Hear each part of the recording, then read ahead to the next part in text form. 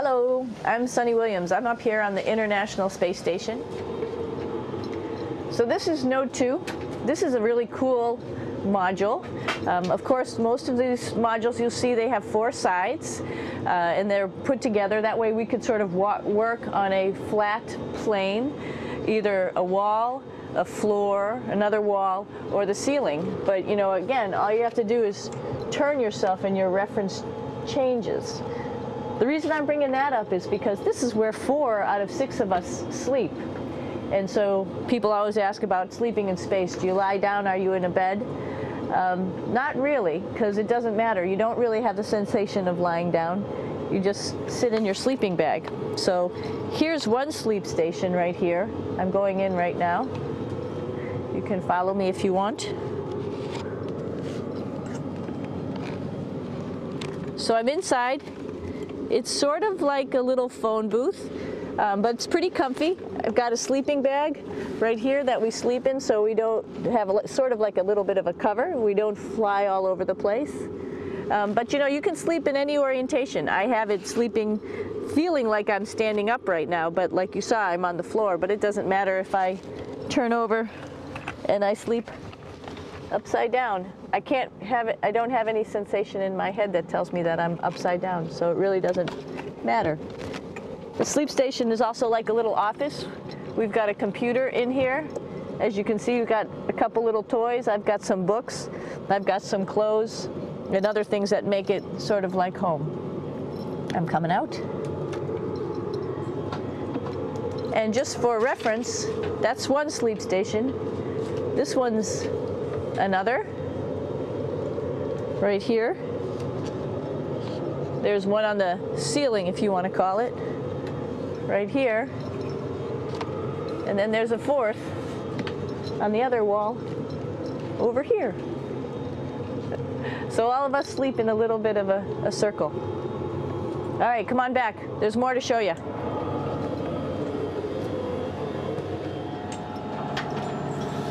I know that there's some questions about how to use the bathroom and how do you actually live in space like normal, like at home. I mentioned real quickly about getting up in the morning and brushing your teeth and washing your face. Well, how do you do that? Well, here is the bathroom essentially. You get up in the morning and we have a little kit and it has all the essential things that you need, like your toothbrush and toothpaste and brush. See how much better the brush makes my hair look? I'm just joking. It still stands up straight. It doesn't matter where you are. It's always going to stand up straight while you're up in space. A lot of people ask about toothbrush and toothpaste. So, luckily enough, toothpaste, you can do it upside right this way, is sticky, and so it sticks to your toothbrush. No problem. Another cool thing is that water sticks to your toothbrush too. If you can see it, I'll have some water come out. The water is pretty neat up in space. It'll stick to your toothbrush and it will make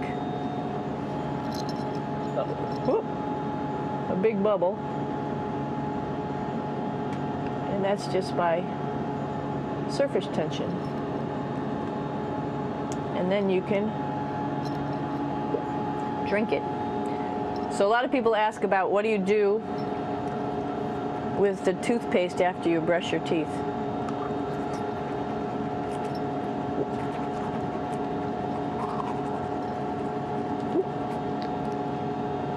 Two options. Swallow it, and it's sort of like mouthwash, but it tastes a little gross. Or you can just spit it out in a paper towel, and then you don't have to worry about it. Swallowing thing I wouldn't recommend at home. I'm only up here for 4 months, so it's not that bad. One of the most pressing questions about living in space, of course, is the bathroom. So let's take a look at that little piece of work. Come on in.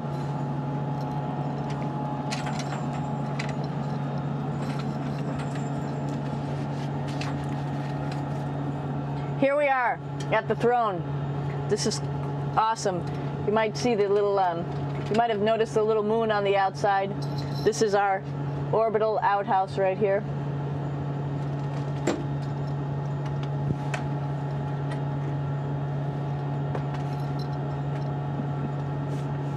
And of course, it serves for two functions. Number two, right here. I'll show you. But you see it's pretty small, so you have to have pretty good aim, and you be ready to make sure things get let go the right direction. And it smells a little bit, so I'm closing it up. And that's of course for number two. And this guy right here is for number one. So they're sort of two slightly separate functions, but you can do a little, essentially both, by hanging on right here and doing number one and number two. I might add it's color coded, so you really don't get it mixed up, which is nice. This is yellows for number one.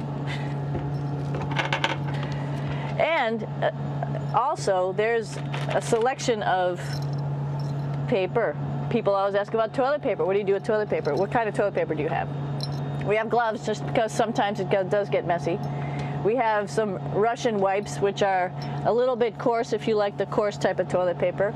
We have some nice tissues, which are nice and soft if you like soft toilet paper. We have Huggies, just for any cleanup. You know, we were all babies once, and this sort of helps. And then if things get really out of control, we have disinfectant wipes, just to make sure we clean up here. Because, you know, just like the water I showed you, the number one stuff can sort of go all over the place if you don't aim correctly. And did I mention both of these have a little bit of suction, so they should keep things going in the right direction.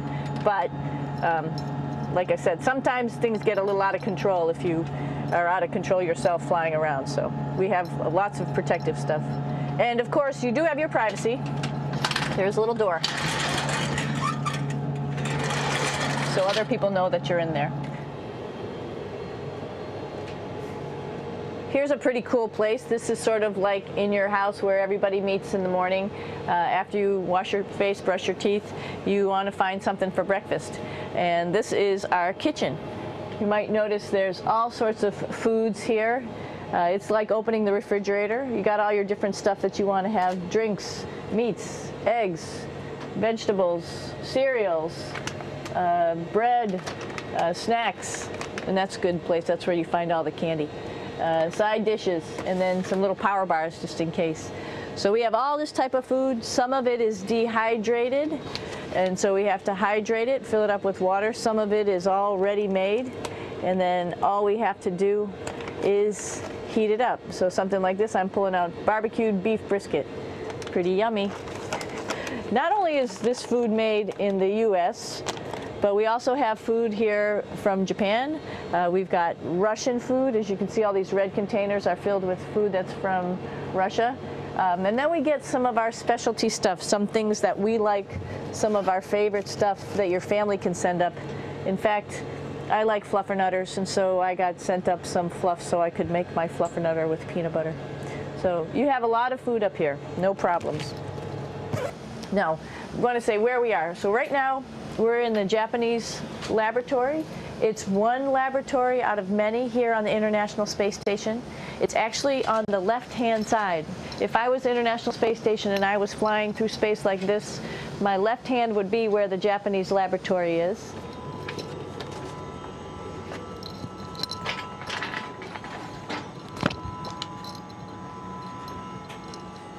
So now again, we're on the right-hand side, all the way on the right of the International Space Station. This is Columbus, the European module. It has science experiments all over. You could see it looks a little bit crowded. And here we do a lot of our medical experiments.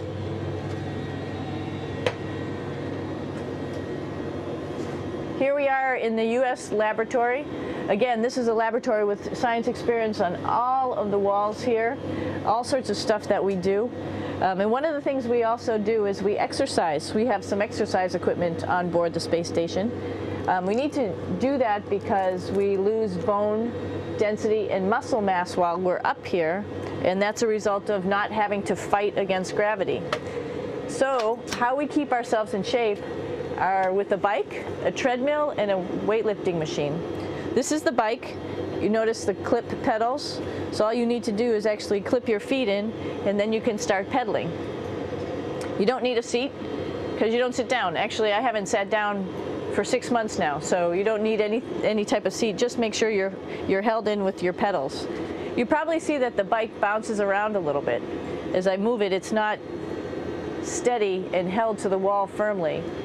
And the reason for that is the space station is pretty big. You saw that there's also solar arrays on the space station. If we start putting any forces into the space station, it's going to make those solar arrays bounce around a little bit. So to prevent that, the machines bounce around a little bit, move around a little bit, and that way we don't put any forces onto the structure of the spacecraft out to the solar arrays. All right, a little farther on. Come on.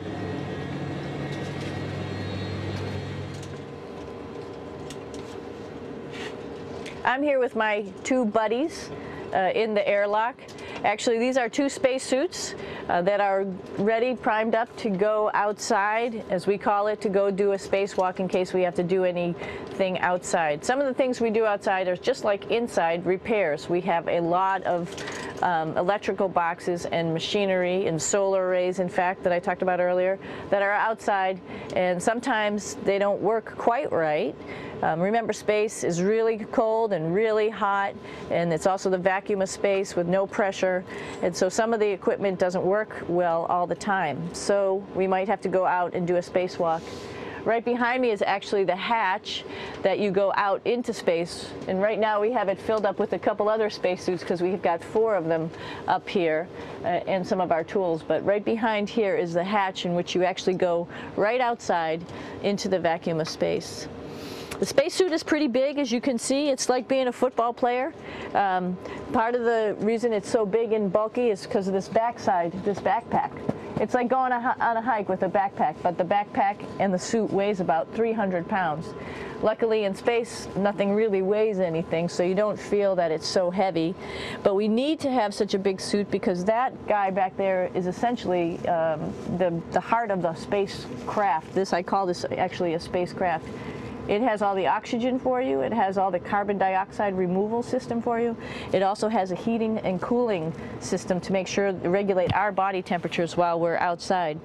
It also has a computer, so it tells you on a display here if there's anything that's going wrong with the suit, if we're running out of oxygen, if we have too much carbon dioxide, or any type of electrical problem.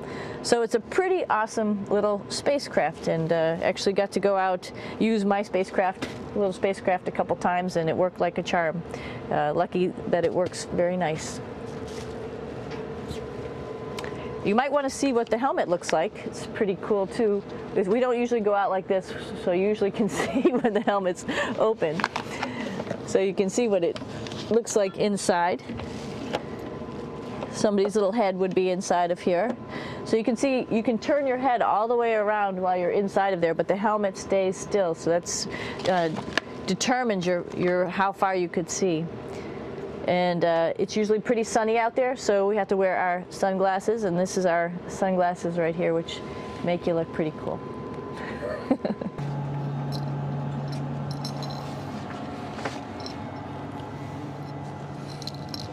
It's like a glass-bottom boat.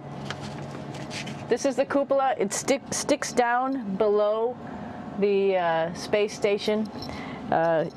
It's one of those places you find yourself hanging out in all the time because all you want to do is look back at our planet. I think some questions I had were about what do you do in your free time? And you can't help but want to just come to the cupola and look outside as much as you can. And a lot of folks, I play this game with myself about where we're flying over the Earth. Try to come in here and just guess. After being here for a little while, you can sort of figure it out. You can tell different cloud types over different continents. You can tell different soil types over different continents. So let's see. And then, of course, there's a lot of ocean. So usually we're over the ocean at first glance. I will tell you in just a moment where we are.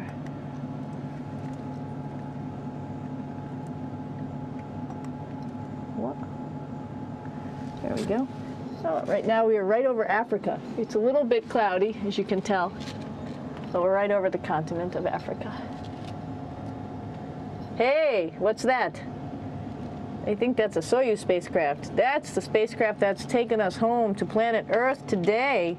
Oh my gosh. We might have to go take a look at that.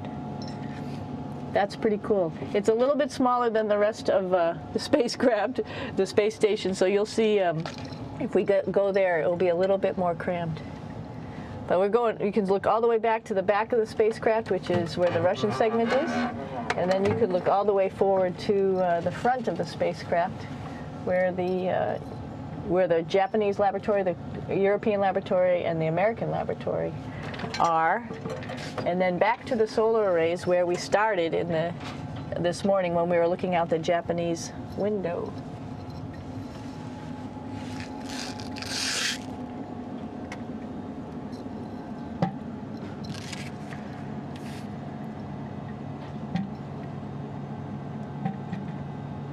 So other questions that were here are, what would you recommend as a job, if so, and to what type of person would want to be an astronaut? I think people who would like to explore, of course people who like math and science, that's what this is all about. We have people in the office who are doctors, teachers, veterinarians, engineers, pilots, so all sorts of people become astronauts, and I think if you see it's just sort of cool, so I think people who like to do a little adventure and like to do cool stuff probably usually become astronauts. Hey, one thing I didn't show you, or I talked about but I didn't show you, was the exercise, another piece of exercise device, which is the advanced resistive exercise, and that's what this is right here. This is ARED, and you could probably see this bar. Let me just do a little bit of maneuvering here. Stand by. You have to set it up just like at any other gym.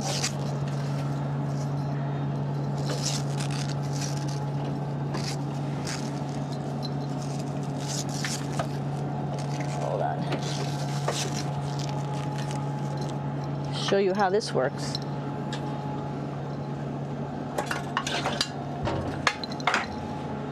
So you can see you can change your attitude just by going from one module to the next, going up from the cupola down here. This is what we call the ARED, and with this you can lift weights based on vacuum in these cylinders, just like you do at home at a gym. For example, if I wanted to do a squat, I could do it like this.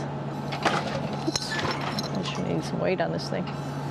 I'm not lifting with anything, so it's too easy. One of the cool things you could do things that you can't do at home.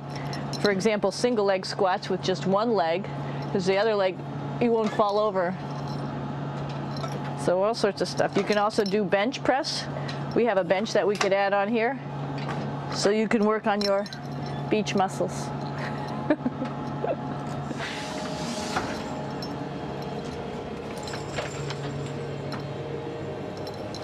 Hey Aki, what are you doing down there?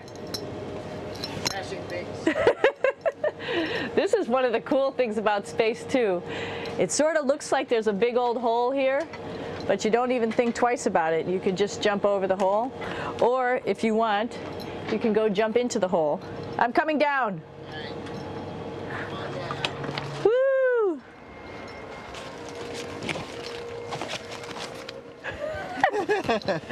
Then you can come right back up again, like Superman. Woo!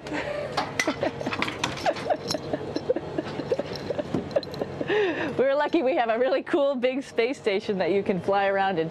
That's actually called the PMM. You might have saw it out the window. It's a big silver canister.